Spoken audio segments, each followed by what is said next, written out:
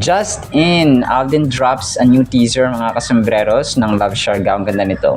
Tapos marami siyang pinost and then kaya pala pinaghiwalay muna ang Kath din dahil dito kay Direct Cathy no, at saka writer na si Vanessa Valdez. Tapos yan at marami pang items. Si Beauty Gonzalez gusto makatrabaho si Alden mga kasembreros. Yan at marami pang items sa vlog na ito. Unahin ko itong yung actress na si Beauty Gonzalez, mga kaswas. Ang cute nila. So, parang gusto niya makatrabaho si Alden sa susunod na project, mga kasembreros. Sabi niya, "Hey Alden, I'm watching you." Sabi niya ganoon. Sabi niya, "Ako next ha." Sabi niya ganoon daw. Sabi ko, may pa flying kiss. Sobrang kulit ito ni Beauty. Bisaya rin kasi Beauty Gonzalez eh. No, sobrang ang kulit niya mga kasembreros. So sabi dito sa caption, "Ako kay crush." Kapusik. So matagal na pala niya na gusto makatrabaho si Alden. 2023 pa nung gusto niya makatrabaho ito mga kasembreros. Nakita ko yung isang video si Beauty Gonzalez mga kasembreros. Gusto niya talaga na makatrabaho si Alden. So medyo makulit lang at pilya minsan no ang ang sinasabi dito ni Beauty Gonzalez mga kasembreros. Pero itong post ng GMA sa kanilang TikTok ay bago ito mga kasembreros no. So gusto niya talaga makatrabaho si Alden mga kasembreros. Tapos pinost ito na isang fan kanina. Sabi niya, "Kita ko yon Papa Alden." Sabi niya ganoon. Tapos ang tinutukoy na dito na nakita niya ay yung si Barbie no, kasi nga nung tumakbo sila ay sobrang caring at saka nakahawak kamay pa si Alden at saka si Barbie mga kasembreros. So ito yung time na patapos sila or parang pa-start sila no ng pagtakbo mga kasembreros. So ito yung sinasabi niya dito na nakita niya or kita ko yon Papa Alden. So kasi parang sobrang close nila ay ganun ang mga kasembreros no yung kanyang treatment no kay Barbie mga kasembreros. Tapos yun, isang major items natin, nag-drop si Alden. Marami siyang pinost dito na naganap niya mga kasembreros. So unang-una na rito ang teaser na bago mga kasembreros ng Love Siargao sa V original mga kasembreros. So dito parang intro niya yung beauty ng Siargao. Tapos yun yung parang nagdi-disco sila dito mga kasembreros no. Tapos parang nabighani siya kaya nading lustre mga kasembreros. So parang ito yung time na may mga cotton, ano ba itong lumilipad na ito, para mga bubbles mga kasembreros no. Tapos kunwari nabighani si Jao kay Cara mga kasembreros. So kabang-abang ang so wala na, tumeme na si natimeme at saka tulala na si Alden kay Cara dito mga kasembreros. So parang pareho ng ng eksena din sa Someone Someday, kasi sa Someone Someday meron ding parang mga disco, parang party life, no, party ganoon mga kasembreros. So dito sa Love Siargao ay meron din silang eksena na ganito mga kasembreros. Tapos isa pang pinost ni Alden sa kanyang Instagram ay itong parang fan niya no, si Ma'am Joy Marcelo pala ito mga kasembreros nag-post. Tapos nirepost ni Alden sa kanyang Instagram. Sabi niya, "Alden Richards, thanks for always being there for us." Nasabi dito ni Ma'am Joy Marcelo. Tapos yung isa dito ay si I am Renzo. I am Renz Rovi. Something like that yung kanyang pangalan mga kasembreros. Yung isa dito na siguro ay fan no, na doon sa dito sa Sparkle Fun Run or Sparkle Run nga nila mga kasembreros 2026. Tapos isang pinost pa ni Alden dito, dalawa naman sila ni Barbie mga kasembreros. Ang caption niya dito ay smooth finish no, yun yung kanyang caption, Sparkle Run hashtag. Tapos si Barbara Forteza mga kasembreros. So ito yung time na of course no, tumatakbo sila mga kasembreros. Tapos, isa sa mga major items natin, kaya pala pinaghiwalay mo ng Kathleen. No? Although ito, sinabi dito ni ano ni parang sinabi ito ni Direk Cathy at saka ni writer Vanessa Valdez na parang kinumpara yung mga dating love teams na parang sasabi dito na bakit ang mga Pinoy ay hirap maka-let go sa mga love teams, mga kasembreros, and may isang part ito na video na flash ko na nakaraan pero iba naman yung sinabi nila mga kasembreros. Tapos dito naman sa isa ay iba rin no. Ang topic dito ay parang sasabi na dito na bakit hirap daw nga Pinoy na maka-move on sa mga love team. So yun yung 'di ba naging parang naging yung evolution ng showbiz industry na hindi na nila pina-focus sa love team kagaya nga sa Don Bell no, naghiwalay na rin mga kasembreros sa love team. So nagbabago na no yung takbo ng showbiz mga kasembreros. So dito parang kinuwento ni Direk Cathy yung yung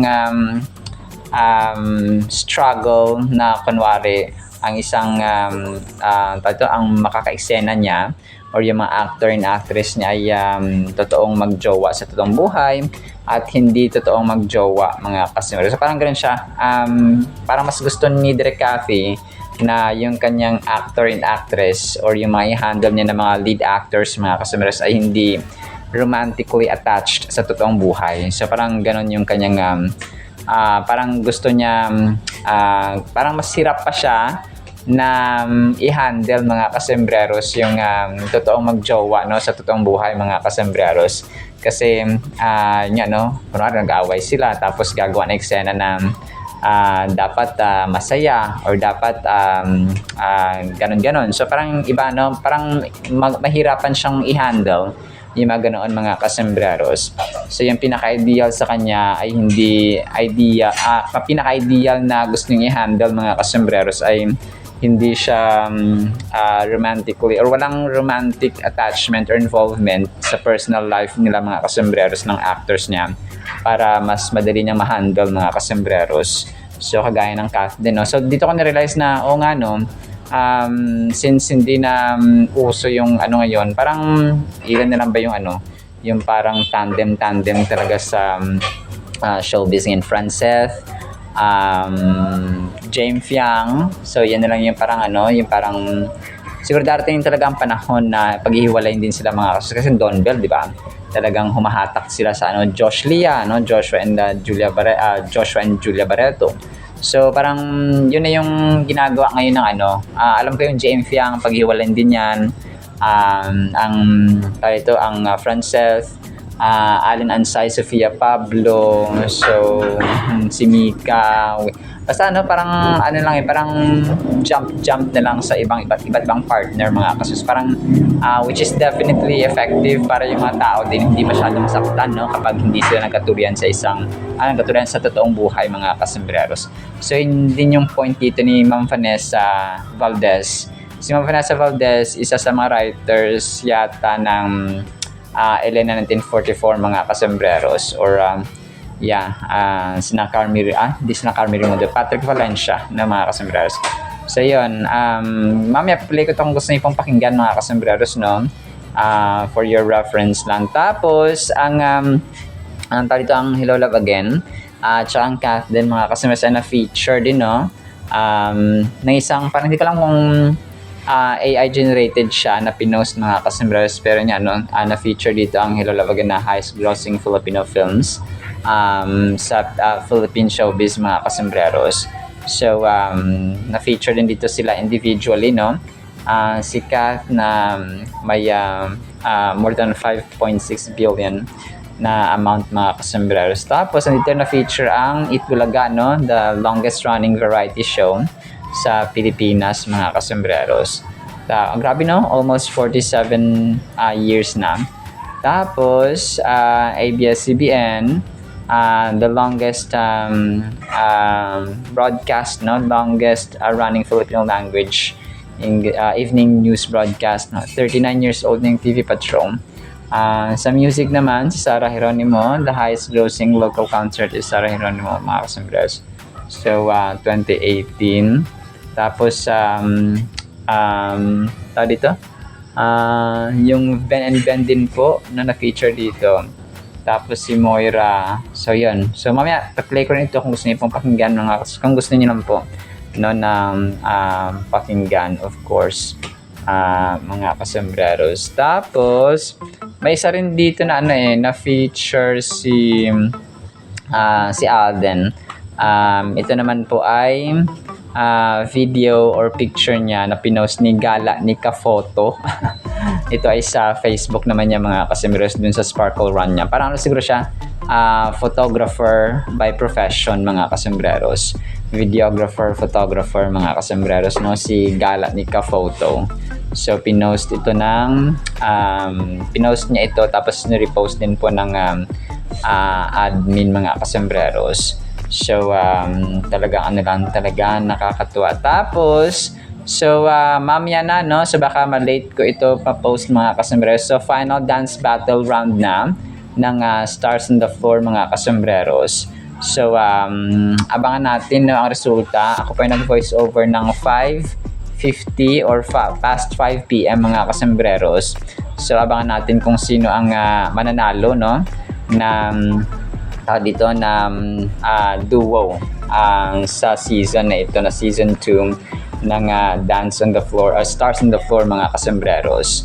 So, abang-abang tayo, no? Mga kasambreros, or baka tapos na, no? Kasi nga ako ay late na nag-voice over, advance ako nag-voice over, mga kasambreros. So, yun po, no? Tapos, last item natin ito, mga kasambreros. Ang kulit ng ginawa dito ni Kat Shorinel, no? I am Kat Shorinel, mga kasambreros, no, sa TikTok. Parang yung eksena ni Kat, tapos parang cinematic siya, tapos ginawa siyang parang AI generator or something, from 144 tapos to 360 8K resolution na picture at saka mukha ni Kat, mga kasambreros, no? Ang kulit kasi may music background siya, tapos boom, dun sa may mismong bago or pag-enhance ng mukha ni Kat, mga kasambreros. So, ang kulit ang lupit, mga kasambreros, ng kanyang ginawa dito, no? Para siyang yung mukha ni Kat, binabago-bago every angle, mga kasambreros. So, ito yata yung time na hindi ko alam, parang bata pa si Kat dito. Hindi ko alam kung Mara Clara days niya pa ito, mga kasambreros. Pero yun po, no, ang lupit lang. Tapos, sorry, last item pala natin ang pinost ni Alden, no, na prayer request niya or prayer niya for today, mga kasambreros. Sabi ni Alden dito ay, Dear God, today I lay every worry, burden, and anxious thought at your feet. There are things I don't understand in situations I cannot fix, but I know nothing is too difficult for you. Help me stop carrying what was never mine to carry, and teach me to trust you more with each passing moment. Fill my heart with your peace, quiet the noise in my mind, and remind me that you are ready, or that you are already working in ways I cannot see. Thank you for being my strength when I feel weak, and my comfort when I feel overwhelmed. I choose to rest in your hands today. In Jesus' name, Amen. So, in Jesus' name, Amen talaga, no? Pops Alden. So, alright. So, na sa ating Kathleen items. Play ko po itong kay Beauty, no? Tapos itong kay Alden. Kung sa view na ito, may copyright yata ito. Kung gusto niyo rin pakinggan si Direk Cathy, no, mga kasambreros, i-play ko rin po. And then, yung salita ng Panginoon na sobrang mahalaga sa ating buhay. Isang pinagpalang Sunday po ha sa bawat isa. Hey Alden! I'm watching you. Ako next ha.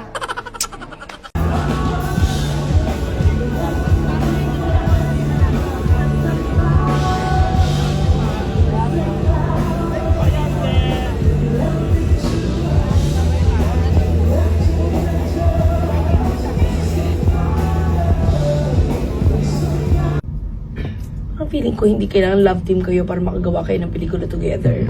We have proven that time and again with John Lloyd Cruz, who got paired with different ones, and yet nakagawa naman kami ng kwento about love. But if they're love team, wala namang problema sa akin. So sa akin, hindi siya requirement, nor is it a kawalan, o kahinaan, weakness, hindi talaga. Ang mas sa akin, pag totoong magjowa. It really affects my set. Pag nag-aaway sila, tas happy moment yung kukunan ko, paano? Maghiya ka naman, tas ang saya-saya nila, paano? Keep it professional nga daw. Pero hindi totoo yun. Pag totoo magjowa, mahirap talaga siya. Pero, ang ideal talaga is hindi connected. Ang tawag doon, romantically. Yeah. Para mas, mas objective, mas, I see the value of a love team. I understand why fans like them. And I was asked this question last year by someone around your age also. Parang, bakit nga ba may love team sa Pilipinas? I think it's a cultural thing eh. It reflects how we view marriage, I think. Yung marami pa rin sa mga Pilipino ang naniniwala that when you get married, panghabang buhay yan, isang tao lang yan. So, nare-reflect yan dun sa bakit ka sumusuporta sa isang love team at gusto mo sila na lang forever and ever. Whether or not magjowa sila sa totoong buhay o hindi, gusto mo sila yung sinusundan mo forever. Kaya kunyari, yung mga Don Bell fans, magme-message na nalulungkot sila, bakit daw ito na yung last, 'di ba? Kasi naniniwala sila na, 'di ba, pag pinagsama, may element pa doon ng parang fate and destiny kasi bakit sila, 'di ba? Na pag pinagsama mo ang dalawang tao, hindi mo sila dapat pinaghihiwalay. So I think that's reflective of how we value marriage and family, that we see really that when two people fall in love and get together, 'di ba? The end goal is marriage, 'di ba? Kaya nga usually, 'di ba, mga pelikula na rin naman ng rom-com nagtatapos sa, 'di ba? They lived happily ever after as husband and wife. O perfect example diyan yung John Lloyd Sarah trilogy, 'di ba? Na makikita mo na kinasal si John Lloyd at Bea, ilang beses nang kinasal, 'di ba? Yung may paniniwala na ganun ang pagmamahal. Naiintindihan ko yun. I wouldn't want to take it away from the fans and say na parang mali kayo for liking that. Yan yung gusto nila eh. Dahil yan ang paniniwala nila, dyan rin sila lumaki. And what's wrong kung naniniwala ka that when you love somebody, it should be something that is perpetual and exclusive, 'di ba? Yun eh. Society mo yun eh. Hindi uso kunyari ang mga love team kunyari in places like France, na iba ang view nila sa love, sex, and relationship. Ang medyo kahawig natin sa gantong mentality is Turkey. Turkey, which is now producing more content than Korea. It's producing more content in the romance department than Korea and South America. So merong mga kultura na talagang sadyang may ganun silang paniniwala. Pag nahanap mo yung the one, you stick to the one. Hanggang kung kailan man matapos yan. Yun. So, ayokong sabihin na pangit siya. Ang minsan nagiging problema, yun nga, kapag magkaaway kayo, hindi na kayo naging professional sa set, or minsan din naman, yung kapag nagiging ayokong gamitin yung word na toxic, baka maano ako dyan.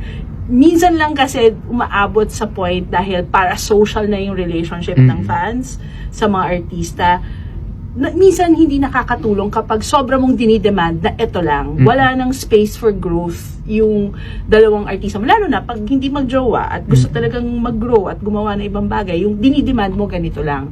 Sometimes kasi as fans, we also need to be given something we didn't really know we needed, but then we get it, 'di ba? So ganun, yun lang yung minsan nagiging problematic, but I super understand why we love and why we love teams. Yeah. Ayun. Well, yun lang naman na for me.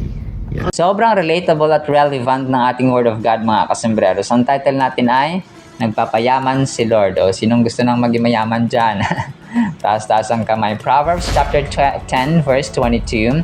The blessing of the Lord makes a person rich. Grabe, no? And He adds no sorrow with it. Napakaganda ito, mga kasembreros. Nagawan ko to dati ng isang vlog, pero sabi ko, nakita ko ulit sa post, no? Kaya sabi ko, gawan ko ulit ng ng verse or ng topic ito mga kasembreros. So, alam niyo po, as a testimony, ay ako po talaga masasabi ko na mahirap maging mahirap. As in, sa Ilonggo pa, lisod maging lisod, no, mga kasembreros. So, sa Bisaya, pait maging pait na or pait maging pobre, mga kasembreros. So, sa Ilonggo pa, lisod maging pobre, no, parang ganoon mga kasi mahirap maging mahirap.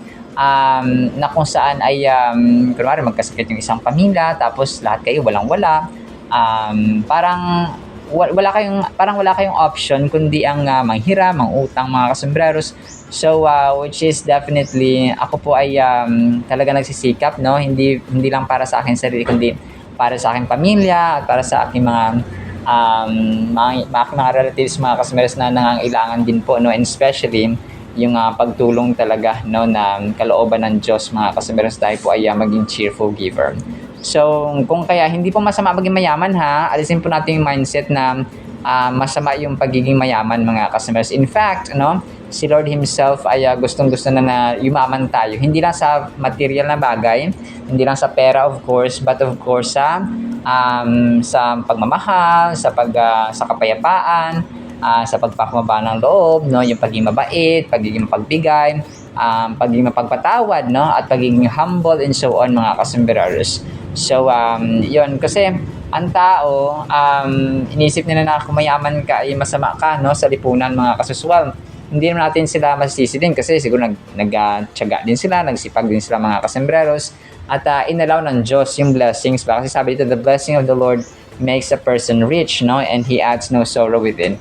So, ang Diyos po ay talagang agenda niya na yung pagpapayaman mga kasembreros. Kung tutusin at saka kung po pwede lang lahat tayo mayaman, no? Pero hindi pwede.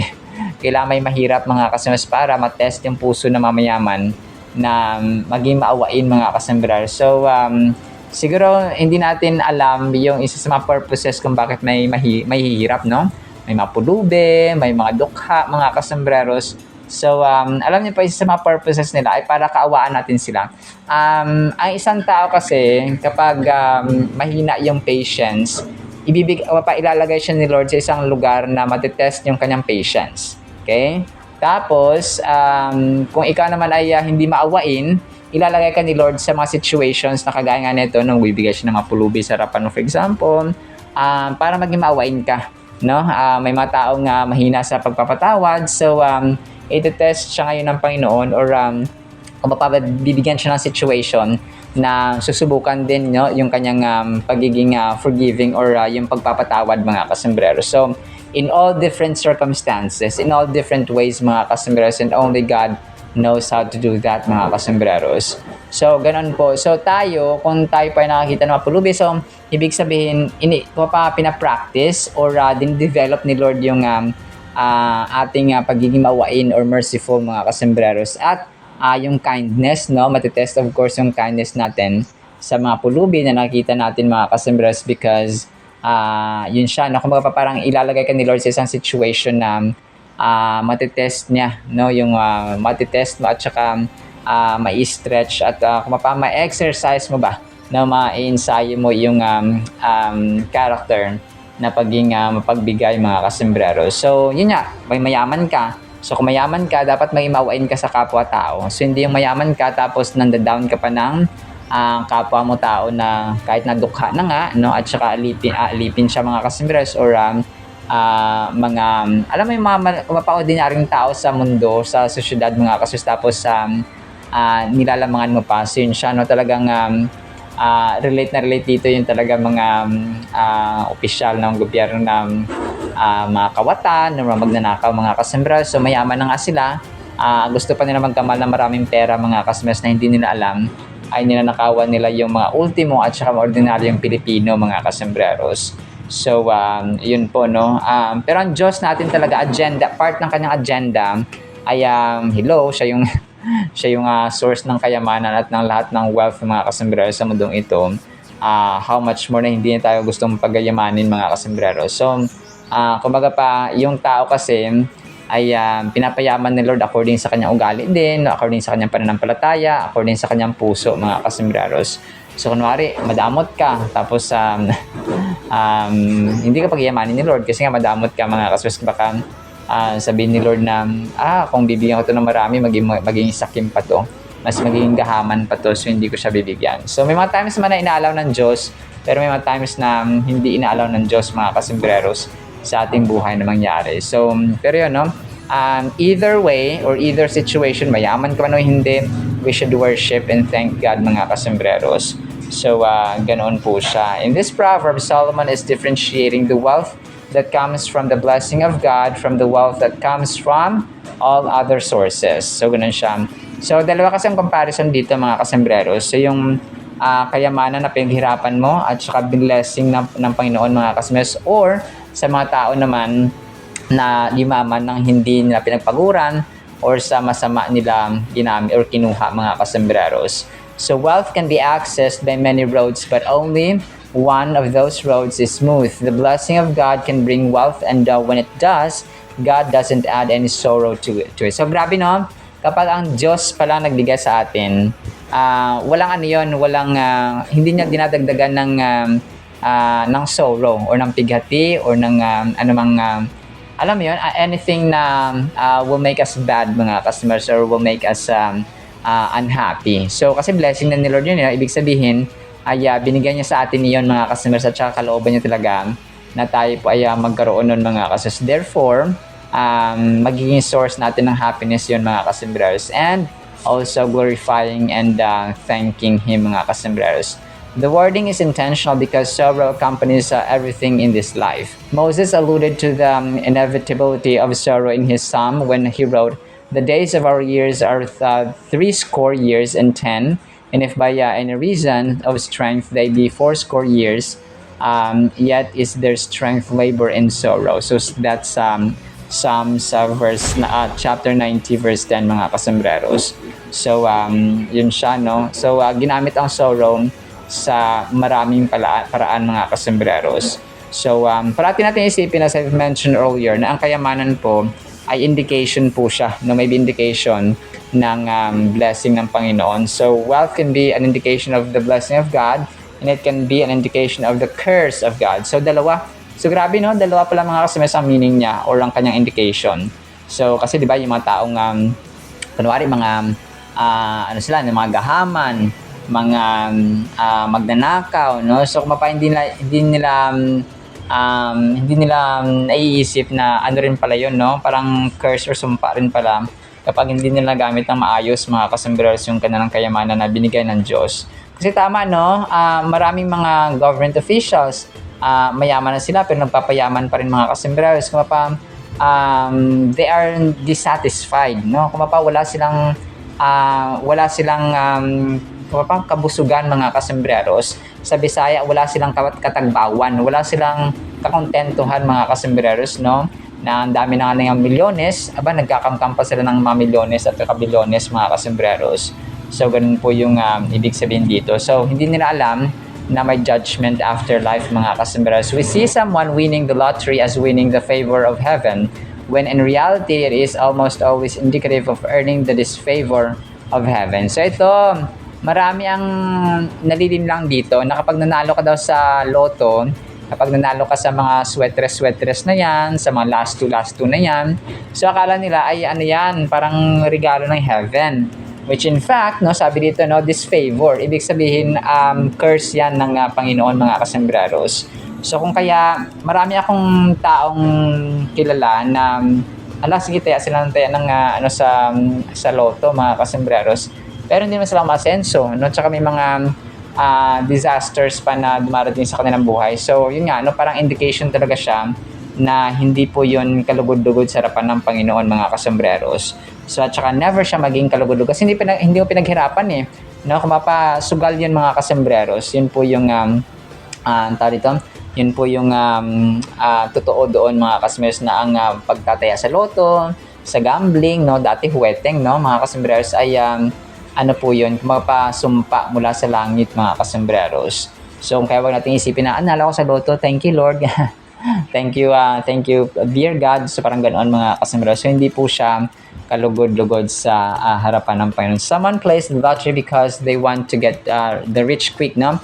So, kapag get rich quick, no? Kung kapag gusto nilang maging mayaman mga kasombrero sa madaling paraan.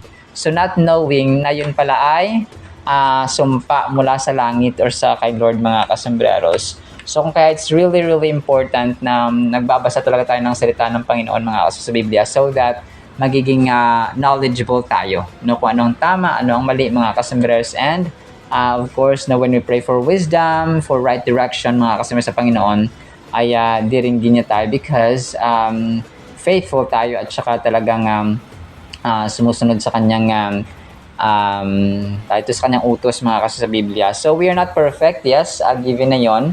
Pero nandun yung guidance, no, at saka protection ng Diyos mga kasombreros. Hindi lamang sa ating financial aspect, no, hindi lamang sa ating physical aspect, but sa ating mental and spiritual aspect mga kasombreros.